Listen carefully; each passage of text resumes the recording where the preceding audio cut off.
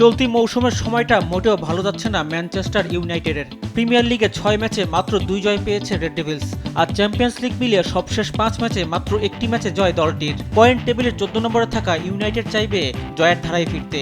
ইনজুরির কারণে কোবিয়ে মাইনো ও ম্যাসন মাউন্টকে নিয়ে শঙ্কা আছে। পয়েন্ট টেবিলের 5 নম্বরে থাকা অ্যাস্টন ভিলার বিপক্ষে জয় পেতে মরিয়া থাকবে এরিক ট্যান হেগের শিষ্যরা। আরেক ম্যাচে নটিংহ্যাম ফরেস্টের বিপক্ষে মাঠে নামবে চেলসি। টেবিলের 4 নম্বরে রয়েছে অল ব্লুজ। সবশেষ 5 ম্যাচে সব ম্যাচে জয় পেয়েছে চেলসি। পয়েন্ট টেবিলের 9 নম্বরে থাকা নটিংহ্যামের বিপক্ষে এই ধারা ধরে রাখতে চাইবে তারা। চেলসি শিবিরে নেই কোনো ইনজুরি সমস্যা, পূর্ণ শক্তির একাদশী পাবে দলটি। এদিকে লা লিগায় আলাভেজের বিপক্ষে মাঠে নামবে টেবিল টপার বার্সেলোনা।